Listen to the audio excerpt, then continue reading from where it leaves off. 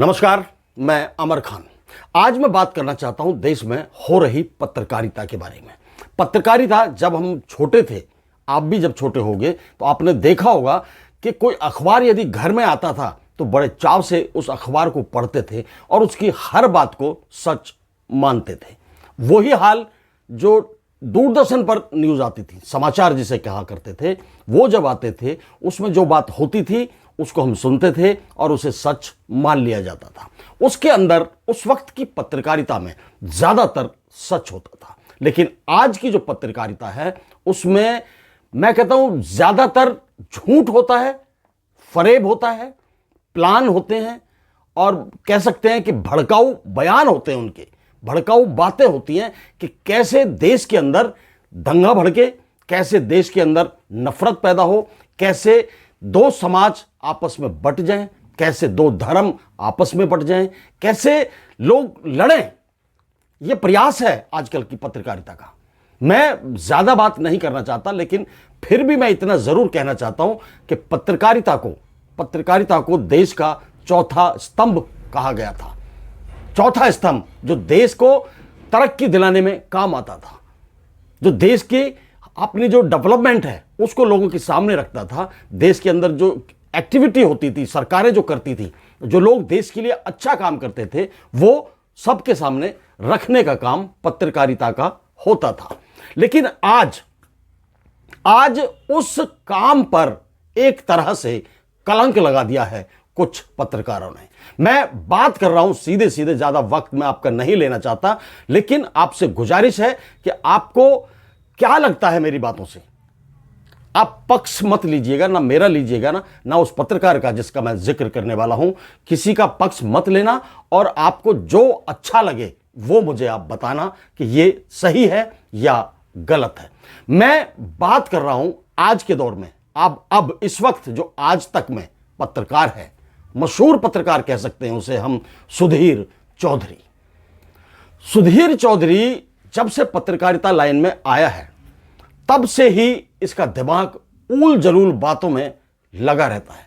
Planning चलती है, हमेशा एक चीज को तोड़ मरोड़ कर दिखाने की इसकी आदत बन चुकी है। ये इसके ऊपर प्रेशर है कोई, या इसका ज़मीर ही इस तरीके का है। क्योंकि यदि किसी के अंदर हम लड़ाई की भावना भरते हैं, किसी के अंदर हम नफरत पैदा करते हैं, समाज को बांटने का काम करते हैं, तो हमसे बड़ा गुनहगार और अपराधी कोई हो नहीं सकता। वही बात मैं सुधीर चौधरी के ऊपर लागू करता हूं और इससे पूछता हूं कि भाई तूने क्या खाया है, क्या पिया है, कुछ सच को जान लिया कर, कुछ पहचान लिया कर, पहले कुछ वर्क कर लिया कर उसके ऊपर, तब जाकर चैनल में आया कर, तब जाकर अपनी बात रखा कर। कम से कम 100 बातें बोलता है भाई तू, और उसमें से 10 बातें तो सच होनी चाहिए। हर शो में, हर शो की बात कर रहा हूं मैं, सारे शो जितने भी तुम्हारे शोज आते हैं सुधीर, उसमें झूठ के अलावा कुछ नहीं होता। तुम्हारी आत्मा कैसे गवारा करती है इतना बड़ा झूठ बोलने के लिए?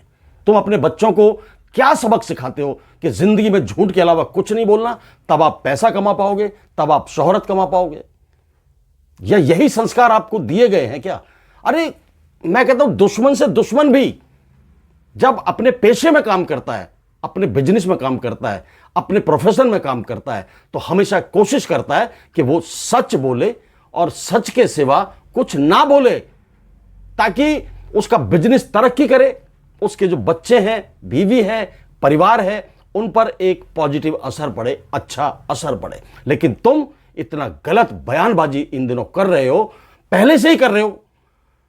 चलो एक राजनीतिक तरीके से तो मैं मान भी लिया, राजनीतिक तरीके से आप करते हो वो अलग है, लेकिन लोगों की जान लेने पर, जहां लोगों की जान जा रही है, घर बर्बाद हो रहे हैं, उन पर आप ऐसी गंदी राजनीति करते हो।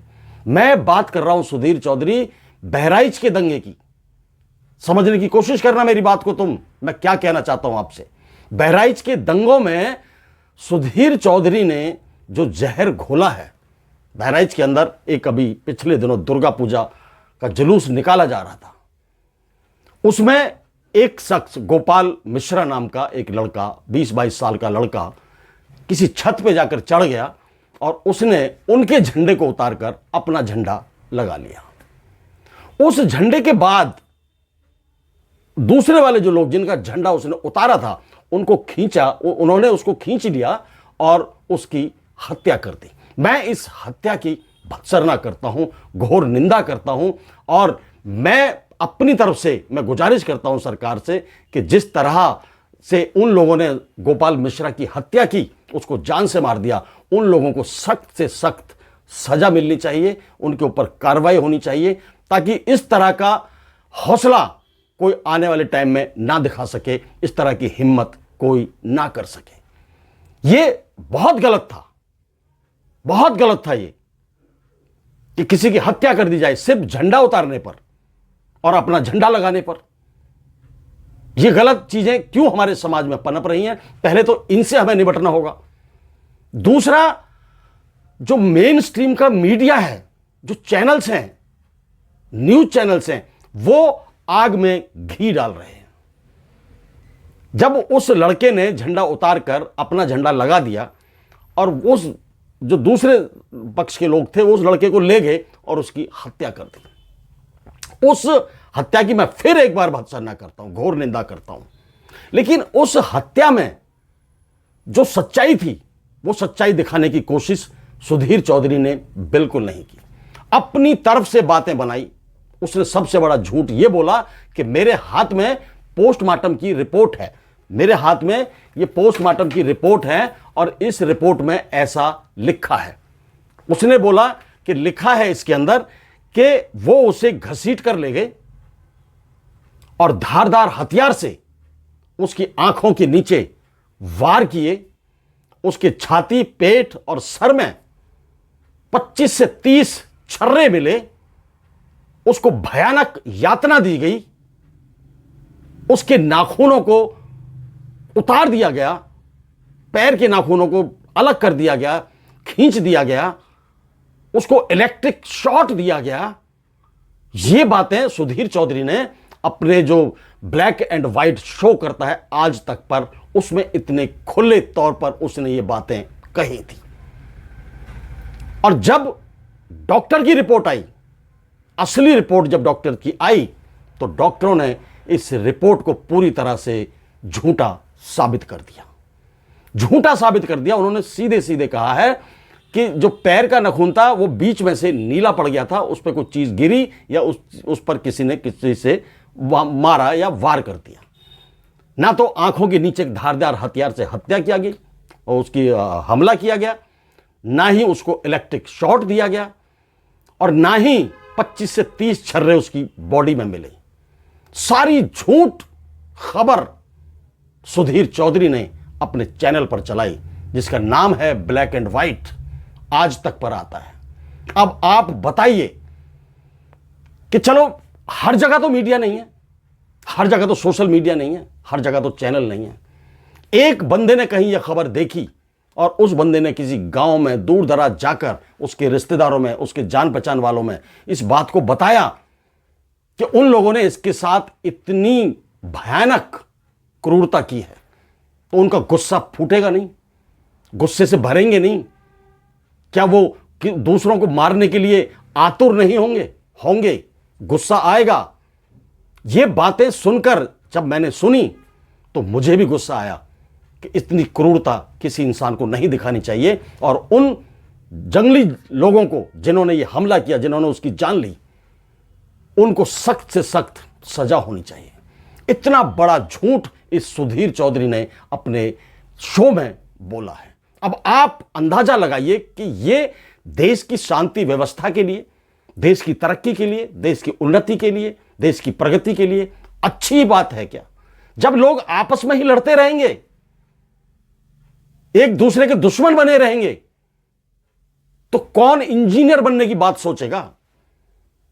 कौन आईपीएस बनने की बात सोचेगा?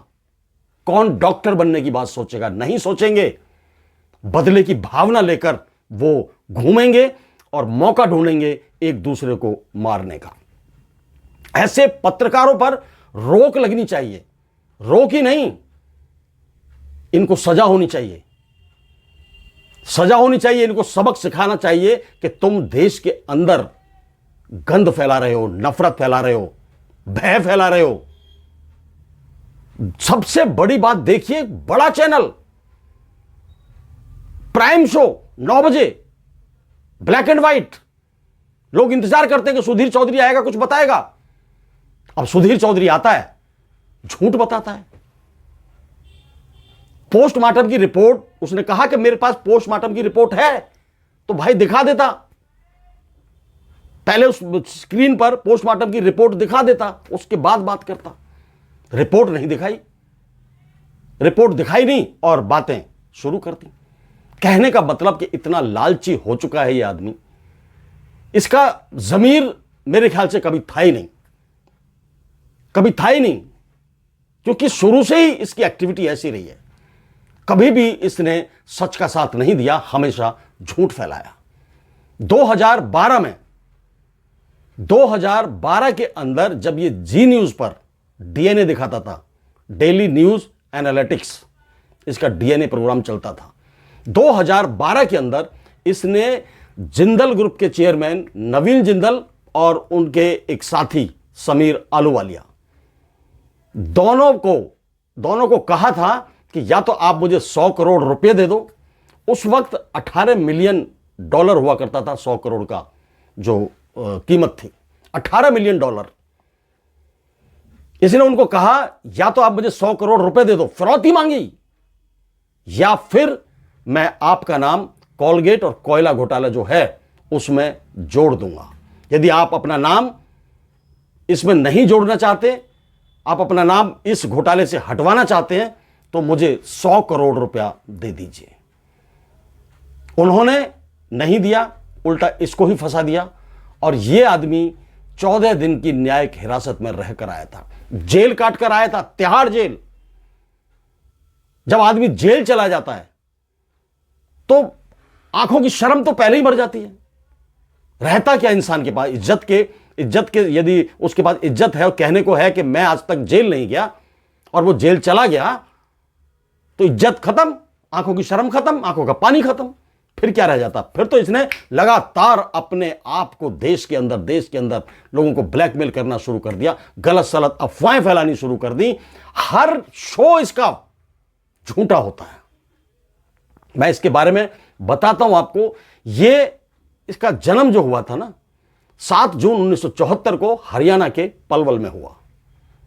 हरियाणा के पलवल में इसकी पत्नी है नीति चौधरी, एक बेटा है।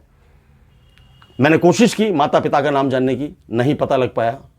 फिर मैंने ज़्यादा कोशिश नहीं की, क्योंकि वो माता पिता, मुझे आज भी पूरा विश्वास है कि वो माता पिता अच्छे होंगे, उन्होंने अच्छे संस्कार इसको दिए होंगे, लेकिन इस आदमी ने उनके संस्कारों पर भी पानी फेर दिया। लगातार झूठ की गंगा बहा रहा है, लगातार झूठ की गंगा बहा रहा है, और अपने आप को बड़ा पत्रकार समझ रहा है। ऐसे लोगों से बच के रहना चाहिए, समाज को भी, देश को भी और सरकारों को भी। कब किसके ऊपर क्या उंगली उठा दें और कहां किस कोने में दंगा करा दें, ऐसे लोगों को जेल होनी चाहिए, सजा होनी चाहिए, और इनकी तहकीकात होनी चाहिए कि ये क्या करते हैं, क्यों करते हैं, किसका दबाव है इनके ऊपर, किसके कहने से करते हैं। मैं पत्रकारिता में जुड़े सभी लोगों से दरख्वास्त करता हूं कि आप अपने ज़मीर को जिंदा रखिए, और जो देश के अंदर एक्चुअल में हो रहा है उसको दिखाइए, और जो गलत हो रहा है उसको सुधारने के रास्ते बताइए, ताकि हमारा देश तरक्की कर सके। लड़ झगड़ कर, दंगे करवा कर, एक दूसरे की जान लेकर कोई भी देश आज तक तरक्की नहीं कर पाया है। जय हिंद, जय भारत, नमस्कार।